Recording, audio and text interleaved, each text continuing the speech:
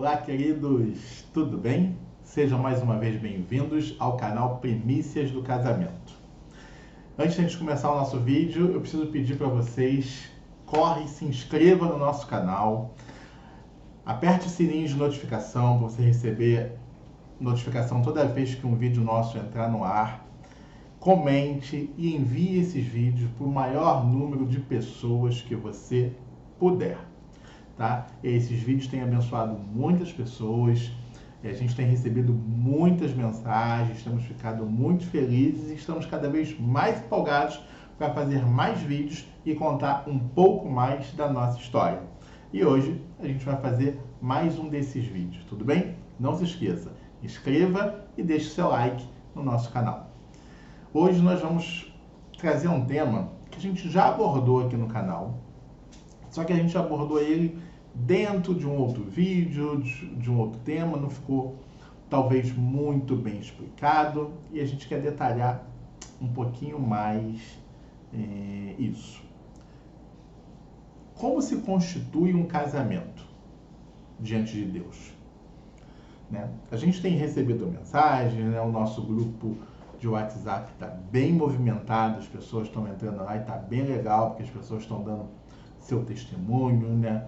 Contando as suas histórias, e foi possível identificar que essa questão do casamento não está muito clara ainda para o povo, para nós que estamos aqui buscando uma restauração de casamento. Então vamos lá.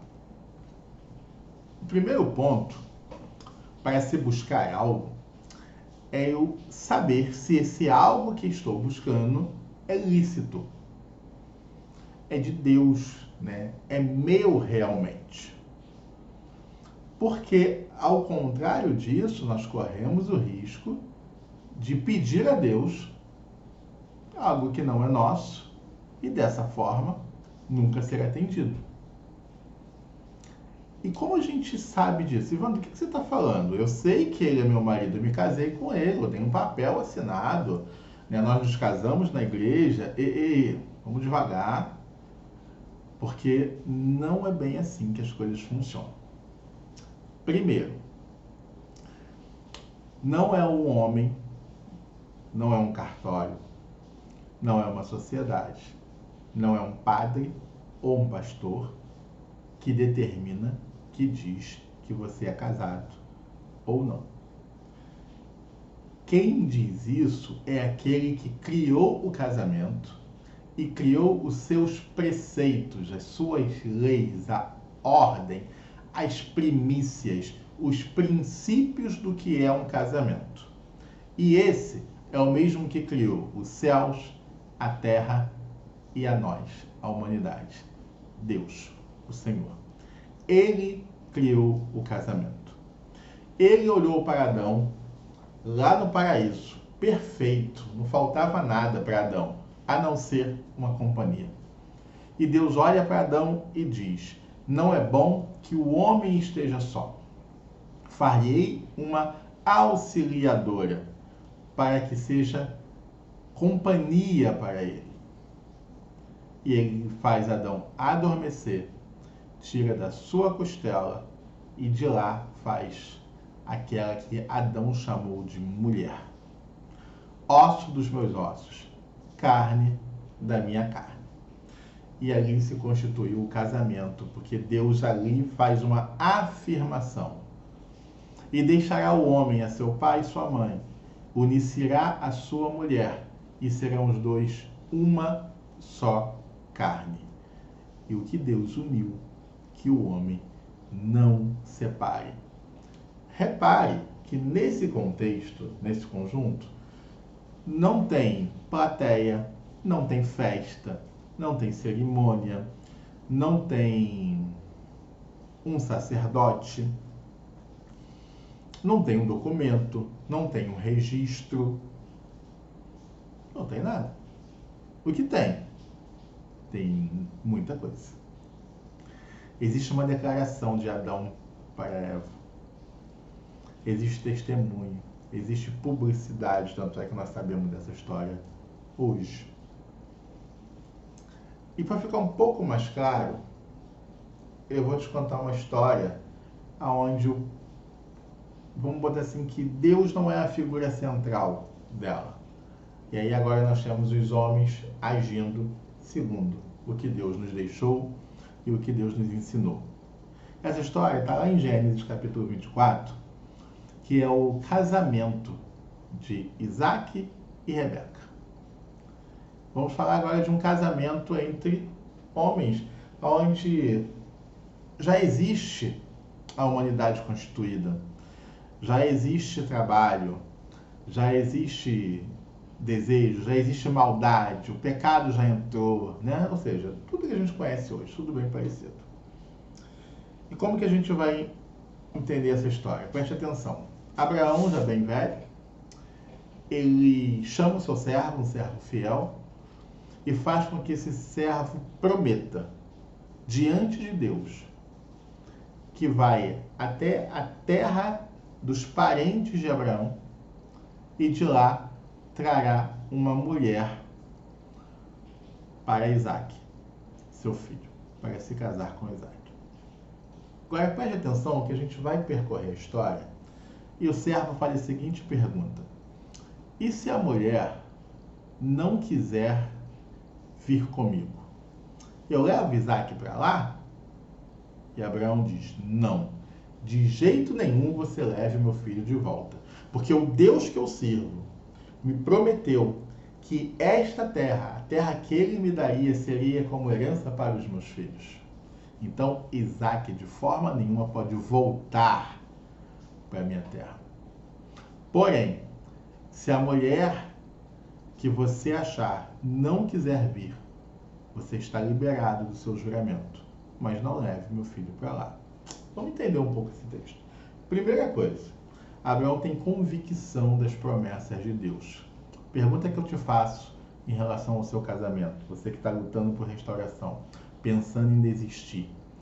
Você tem convicção do que Deus te deu? Você tem convicção das promessas do Senhor para a sua vida?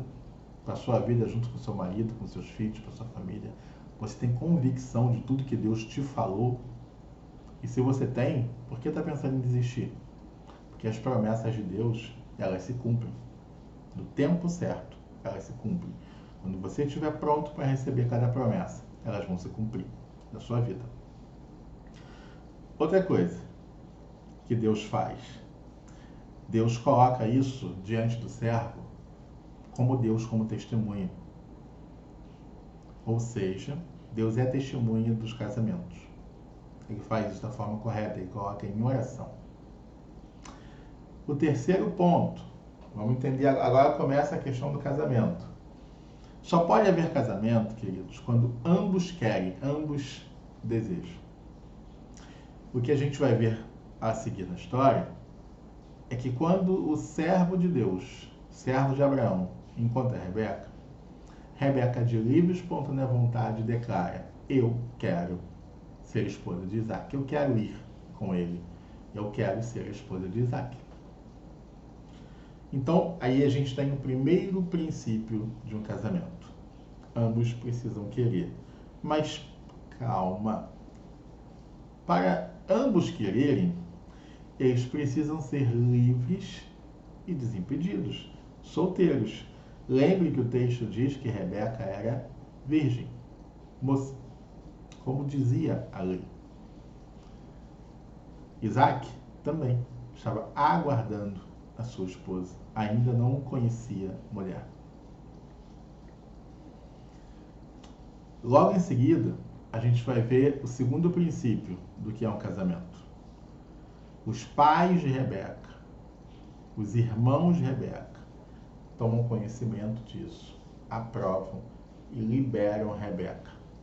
Logo em seguida, quando o servo vai saindo com Rebeca da cidade, a cidade, os vizinhos se despedem de Rebeca. Ou seja, houve publicidade, testemunho.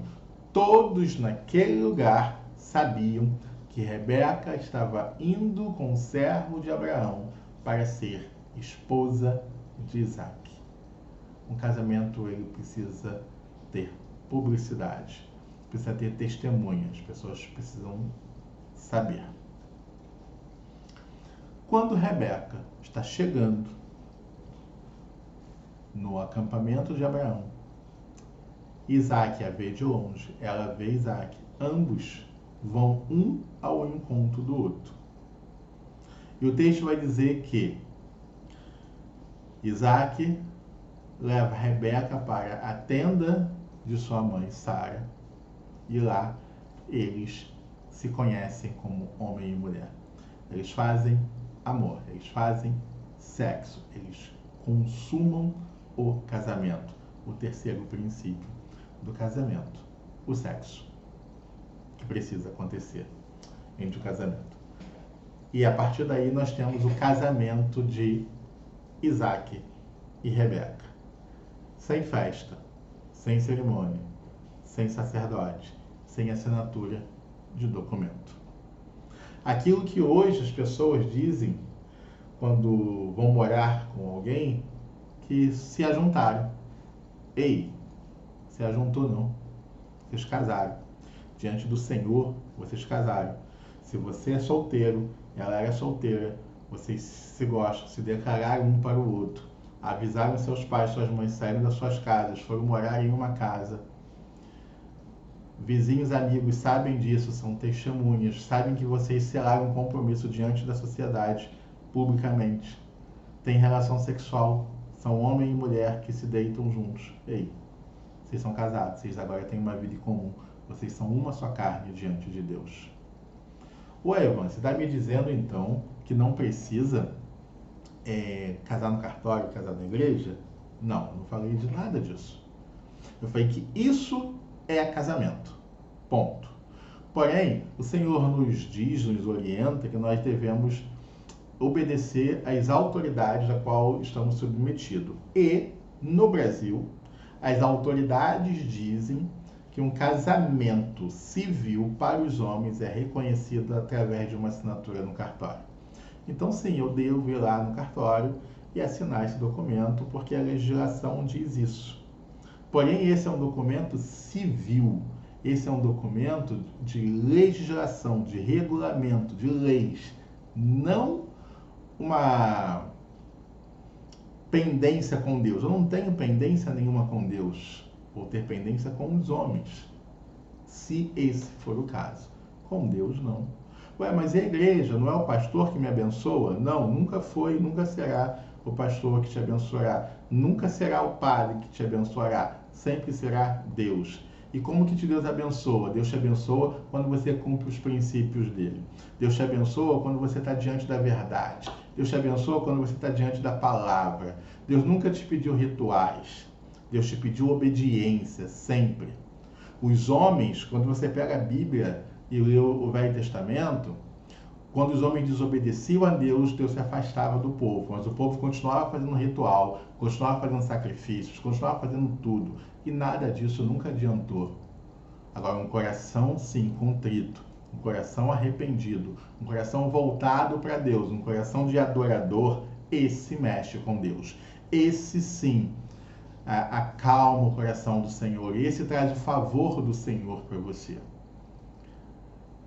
E a primeira coisa que a gente precisa entender é o que é um casamento. Até para eu buscar a minha reconciliação, para eu buscar a minha restauração, eu preciso saber se o que eu estou buscando é lícito diante do Senhor.